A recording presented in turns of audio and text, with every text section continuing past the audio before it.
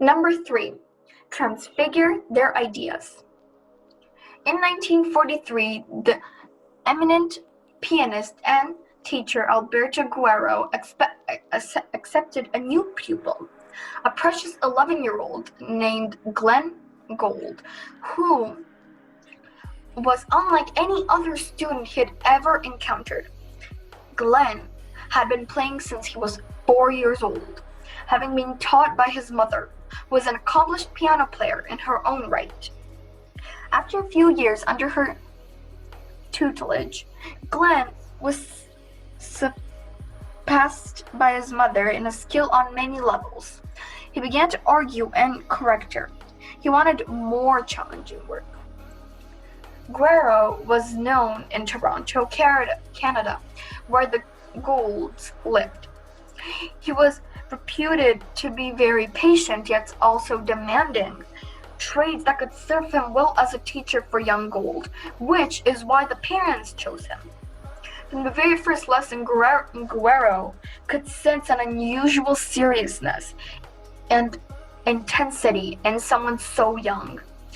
Gould listened with complete attention and could absorb Guerrero's style of playing in a way he had never seen in a pupil. He was consummate mimic. Soon, however, Guerrero began to notice some strange traits in his pupil. On one occasion, he decided to expand Gould's repertoire, introducing him to the music of Arnold Schoenberg, the great composer of atonal music, whose work Guerrero liked to champion. Expecting his pupil to be excited for the newness of the sound, he was surprised instead to see an expression of complete disgust. Gould took the sheet of music home with him, but apparently he had never practiced the pieces. Guerrero let the matter drop. Then, a few weeks later, he shared with his teacher some of his own recent compositions, in interesting works that could clearly inspired by Schoenberg. Soon after that, he bought in the sheet of music that he wanted to practice with Guerrero, on atonal music from various composers, including Schoenberg, but not the pieces Guerrero had originally given him. He had obviously been studying the music on his own and had decided he liked it. It became almost impossible for Guerrero to gauge now how Gould would respond to his ideas. For instance, he recommended to his pupils that they learn and memorize a piece of studying on paper before ever trying to play it. In this way, it would come alive first in their minds, as they would be able to envision it as a whole instead of merely playing the notes. Gould dutifully followed his advice with a particular composition of Bach's. But when they discussed the structure of the concept behind the piece, the young man had his own notions, were rather strange and quite contrary to Guerrero's, which Gould found romantic and quaint. On another occasion, Guerrero revealed his idea that was often best to imagine if you were playing a piano piece by Bach as it were on a harpsichord.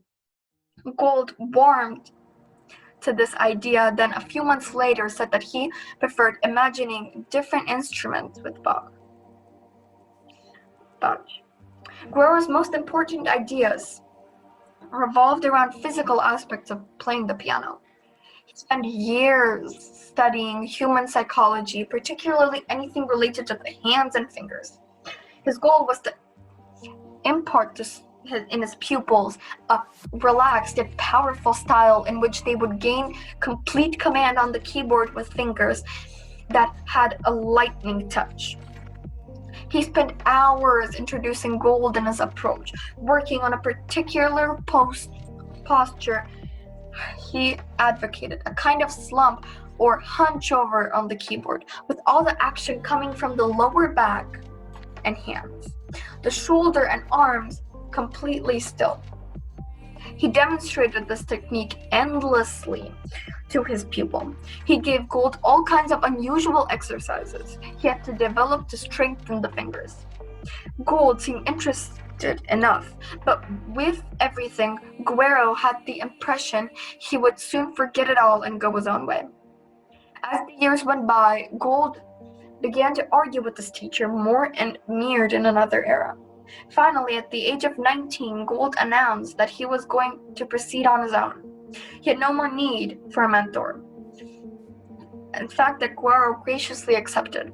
It was clear that by now the young man needed work through his own ideas about music and performing. Over the years, however, as Gould slowly established himself as one of the greatest pianists who has ever lived, Guerrero began to realize how deeply his former pupil had absorbed all of his ideas. He would read reviews of Gould's performance in which the critic would note he had seemed to play as it were on the harpsichord, something soon echoed by others. His posture, his way of crouching and leaning over the instrument made him look like an uncanny double of the younger Guerrero. His finger work was so unusually powerful it was clear he had spent years using the exercises Guerrero had taught him. In interviews, Gould would talk about the importance of learning a piece of music on paper before performing it, but he would say that as if it were his own idea. Strangest of all, Gould would play a particular pieces of music as Guerrero had always imagined them in his mind, but with an verve and style he could never have matched. It was as his former prodigy had internalized the essence of his style and transfigured into something greater. As a child, Glenn Gould intrigued in his great dilemma. He had an uncanny ear for music. He was so responsive that he would pick up the nuances of another piano player and reproduce them after a single hearing. At the same time, he knew that he was a particular young man with very distinct tastes. He had an ambition to become a master performer. If he listened too closely to the teachers and other performers and picked up their ideas or styles, he would lose his sense of identity in the process, but also needed acknowledgement and mentorship. And this dilemma became particularly acute with Alberto Guerrero, who was a charismatic teacher. It is often a curse to learn under someone so brilliant and accomplished. Your own confidence becomes crushed as you struggle to follow all of their great ideas. Many pianists become lost in the shadow of their illustrations mentors and never amount to anything. Because of his ambition, Gould found his way to the only real solution to his dilemma. He would listen to all Guerrero's ideas about music and try them out. In the course of playing, he would subtly alter these ideas to suit his inclinations. This would make him feel that he had his own voice. As the years went by, he made his differentiation between himself and his instructor more pronounced. Because he was so impressionable over the course of the apprenticeship, he had unconsciously internalized all of the important ideas of his mentor. But through his own active engagement, he had managed to adopt them to his individuality. In this way, he could learn and yet incubate a creative spirit that would help him set apart from anyone else once he left Guerrero. As apprentices, we all share in this dilemma. To learn from mentors, we must be open and completely receptive to their ideas. We must fall under their spell. But if we take this too far, we become marked their influence, that we have no internal space to incubate and develop our own voice, as we spend our lives tied to ideas that were not our own. The solution, as Gould discovered, is subtle. Even if we listen and incorporate the ideas of our mentors, we must slowly cultivate some distance from them. We begin by gently adapting their ideas to our circumstances altering them to fit our style and inclinations. As we process, we can become bolder, even focusing on faults or weaknesses in some of their ideas. We slowly mold their knowledge into our own shape. As we grow in confidence and contemplate our independence, we can grow completely with mentor we once worshipped. As Leonardo da Vinci said, "Poor is the apprentice who does not suppress his master."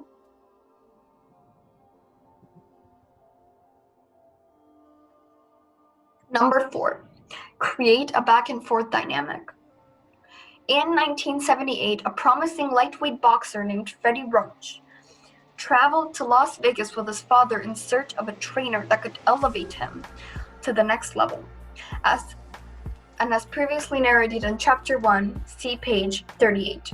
Freddie and his father quickly settled on Eddie Futch, one of the most legendary boxing coaches in the field. Futch had a magnificent resume.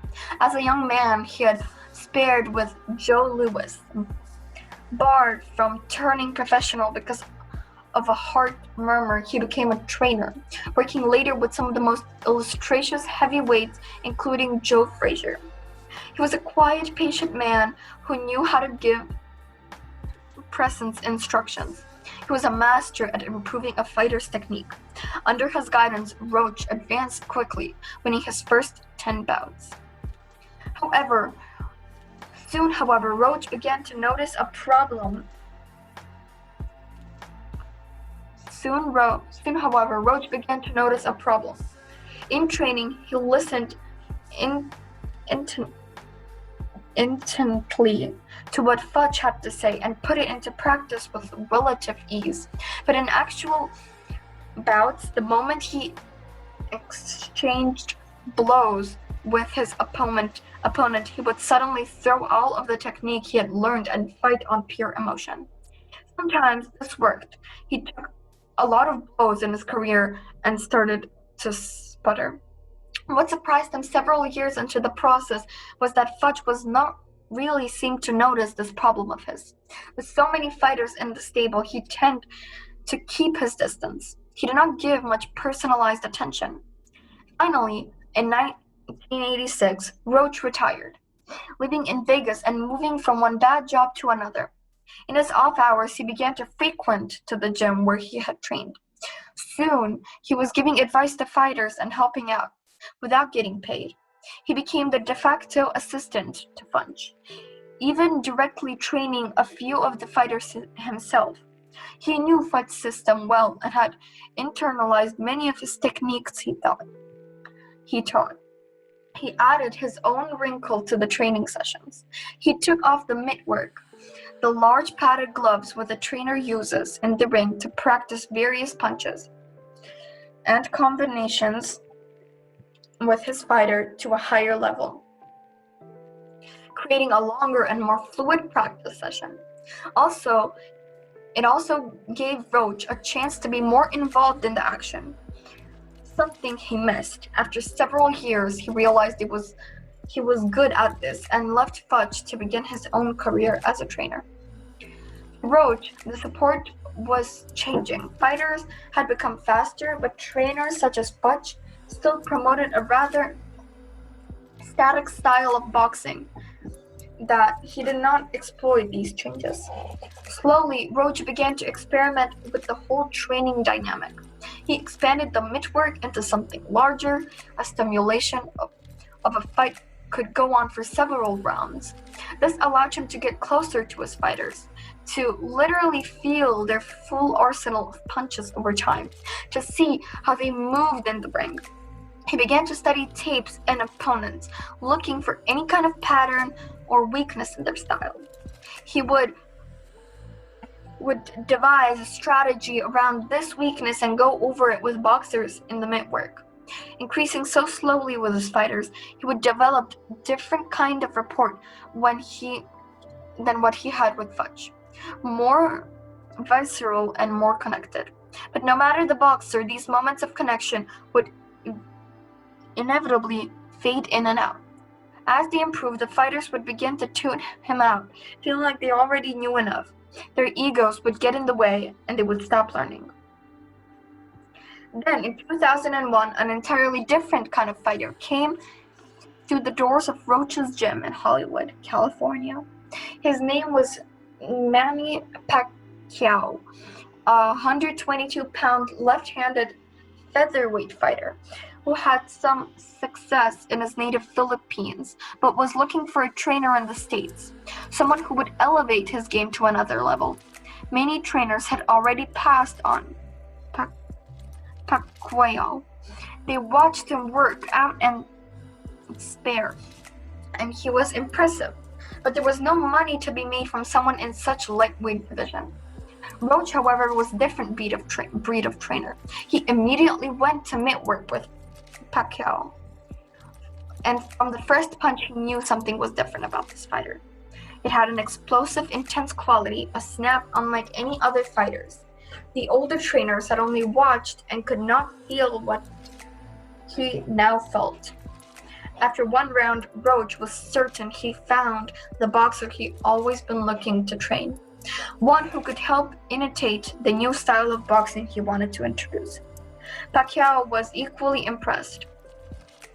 To Roach, Pacquiao had the material to be an unbeatable fighter, but he was somewhat one-dimensional. He had a great left hand and not much else. He constantly looked for the knockout blow to the explosion of everything else. Roach's goal was to transform Pacquiao into a multi-dimensional beast in the ring. He began with heavy mitt practice, trying to develop a powerful right hand more than fluid footwork. What immediately struck him was the intensity in which Pacquiao focused on his instructions and how quickly he caught on. He was immediately teachable, and so the progress was more rapid than it had ever been with any other fighter. Pacquiao seemed to never tire of training or to worry about overdoing it. Roach kept waiting for the invincible dynamic in which the fighter would begin to tune him out, but this never came. This was a boxer he could work harder and harder. Soon Pacquiao had developed a devastating right hand, and his footwork could match the speed of his hands. He began to win fight after fight in impressive fashion. As the years went by, the relationship began to evolve. In their mitt work, Pacquiao would adjust or improve upon the maneuvers Roach had been developing for the next bout. He gave input on Roach's strategy, altering the occasion. Pacquiao had gained sixth sense for what Roach was getting at, and he could take his thinking further. In one occasion, Roach watched Pacquiao improve a maneuver on the ropes in which he ducked out and attacked a fighter from the angle instead of head-on. To Roach, this was a move that was made instant sense. He wanted to develop this further into a whole new possible style of fighting. He was now learning almost as much from Pacquiao. The previous trainer-fighter relationship had now morphed into something interactive and alive. To Roach, this meant that they could move past the seemingly invincible plateau for fighters in which it all became stale and opponents would catch on their weakness. Working together this way, Roach was able to transform this one-dimensional, relatively unknown fighter into perhaps the greatest boxer of his generation. In theory, there should be no limit in what we can learn from mentors who have wide experience. But in practice, this is rarely the case. The reasons are several. At some point, the relationship can become flat. It is difficult us to maintain the same level of attention that we had in the beginning. We might come to resent their authority a little, especially as we gain in skill and the difference between us becomes somewhat less. Also, they come from different generation with a different worldview. At a certain point, some of their cherished principle might seem a bit out of touch or irrelevant, and we unconsciously tune them out. The only solution to this is to evolve a more interesting dynamic with the mentor. If they can adapt to some of your ideas, the relationship becomes more animated, feeling a growing openness on their part to your input. You are less resentful. You are revealing them to your own experiences and ideas, perhaps losing them so their principles don't harden into dogma. Such a style of interaction is more in tune with our democratic times, and we can serve as something of our ideal. But it could not go along with rebellious attitude or listening in respect. The dynamic sketched out earlier in the chapter remains the same. Like Pacquiao, you bring to the relationship the utmost in admiration and your total attention. You're completely open to their instruction, gaining their respect to how teachable you are. They will fall a bit under your spell as Roach did with Pacquiao. With your intense focus, you improve your skill levels, giving the power to introduce more of yourself and your needs. You give them feedback to their instruction, perhaps adjust some of their ideas. This must begin with you, as you set the tone with your hunger to learn. Once a back and forth dynamic is sparked, the relationship has almost limitless potential for learning and absorbing power.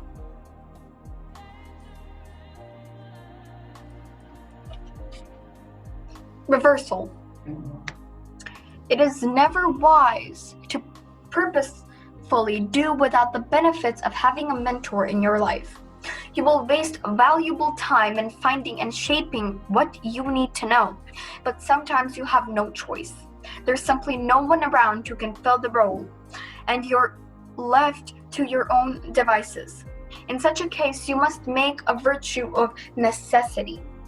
That is what the path taken by perhaps the greatest historical figure to ever attain mastery alone, Thomas Alva Edison, born 1847, died 1931. From an early age, Edison became used to doing things for himself, by necessity. His family was poor, and at the age of 12, he had to earn money to help his parents. He sold newspapers on trains and traveling around the native Michigan for his job. He developed an ardent curiosity about everything he saw. He wanted to know how things worked, machines, gadgets, anything with moving parts. With no schools or teachers in his life, he turned to books, particularly anything he could find on science. He began to conduct his own experiments in the basement of his family home, and he taught himself how to take apart and fix any kind of watch.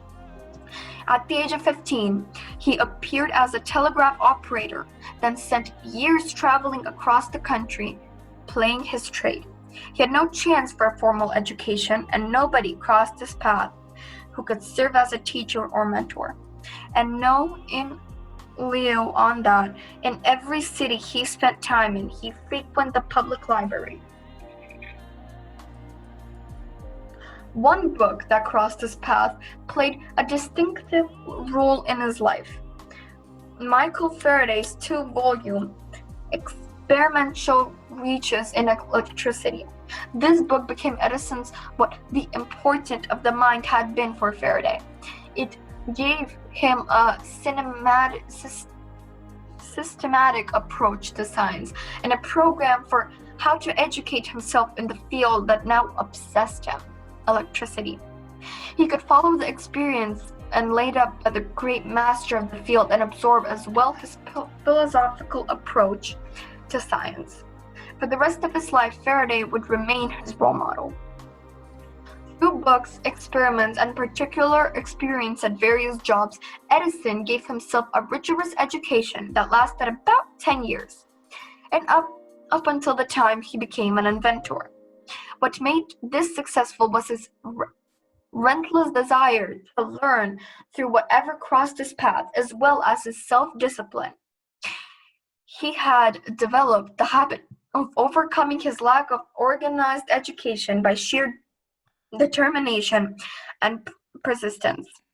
He worked harder than anyone else because he was a consummate outsider, and his mind had not been inculcated in any school of thought. He brought a fresh perspective to every problem he tackled. He turned his lack of formal direction into an advantage. If you're forced onto this path, you must follow Edison's example in developing extreme self-resilience. Under these circumstances, you become your own teacher and mentor. You push yourself to learn from every possible source. You read more books than those who have a formal education, developing this into a lifelong habit. As much as possible, you try to apply your knowledge in some form of experiment or practice.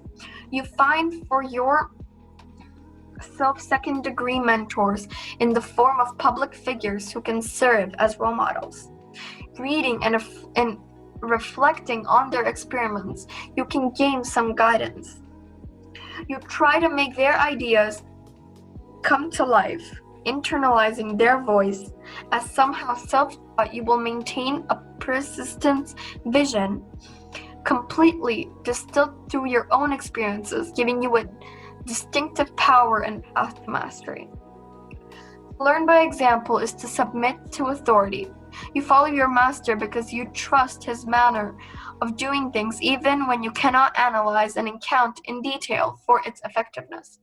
By watching the master and emulating his efforts, the apprentice unconsciously picks up the rules of the art, including those in which you're not especially known to the master himself. Michael Polanyi.